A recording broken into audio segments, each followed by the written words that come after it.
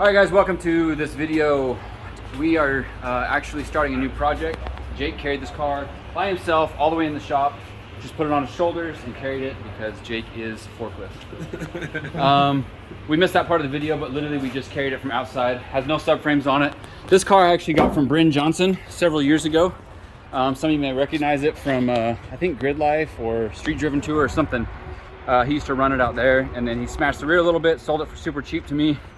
We literally took it from here, made it around this corner here. It was kind of rough, and then carried it all the way in there with 6 of us. It was still pretty hard with 6 of us, so it can't be that light. But you see the damage on it. It's basically quarter panel damage right here.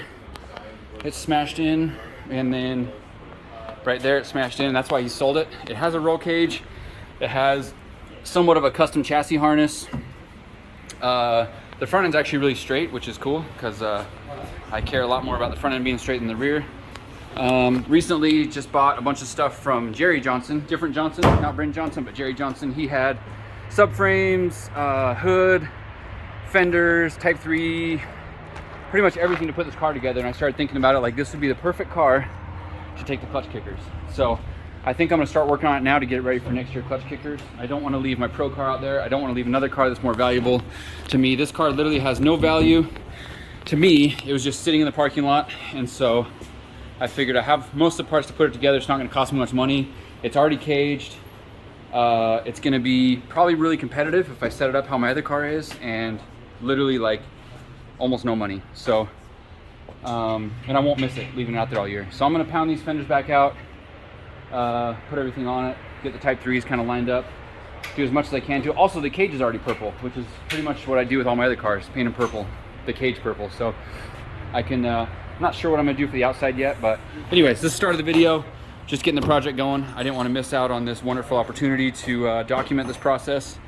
So yeah, I'm hoping I can get it at least rolling this weekend and then get the other parts ready. I'm gonna do an NA2J bottom end, NA2J head with a turbo manifold, sheet metal intake manifold. I'm not sure what I'm gonna do for a turbo yet. EMU black, CDO9, just the standard, you know, D-spare special for the S chassis. Yeah, it's gonna be pretty rad. Once I get parts laid out and stuff, I'll go through all the parts and show you guys what we have for it, but stay tuned. Since it's so light in the front, I don't want it tipping off the lift. We've had some close calls in the past, so I've learned my lesson.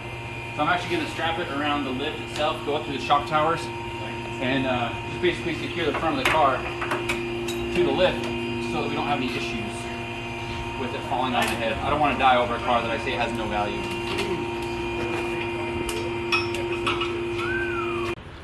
Going up.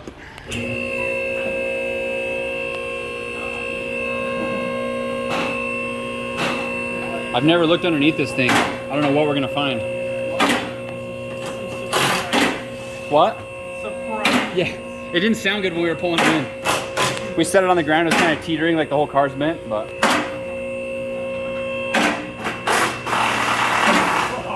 What? Oh, that's normal. It's like watermelon size. They don't have these in Japan, right? No. Oh, you're fine. We don't need it.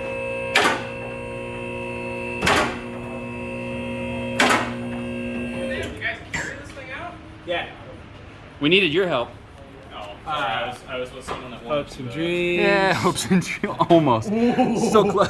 Wow! Oh, that's from when I strapped it and it fell off. Oh, yeah. That's All right, fine. so watermelon size dent in the standard dent spot. Bryn, how did you even do that? Would that be I'll bet that's like related. a big orange? Like thump, thump, thump, thump, thump. Street drifting. Oh, it's not bad. Oh, the bottom's painted purple. This is a nice chassis. This is a nice chassis, I'll tell you what. Oh, that's reduced capacity. Stop line there. Yeah. That, leave it. All right, so this is what we're working with. This is the beginning. I've actually got the piece from Humble Engineering to put here, so I can actually use it on something. Heck yeah. So it begins. Okay, next step. I've got this fancy thing. You good? Guilty. You're all guilty. Check the footage. Next step, I got this fancy GK part. It's actually been on the shelf for quite a while. It is polyurethane, and it goes on this thing, which goes right here. And since there's no engine in the car, I'm gonna do it as we got it apart. So there's two 12mm nuts. I just zipped them off that side. Definitely take off the nut side, not the bolt side, which is these two. The bolts go through, so you can't reach the top side of that one. Luckily, we can get it out without doing all that. So take that out, zip the nuts off, put the polyurethane in place of this rubber piece, and stiffen up the steering just a little bit.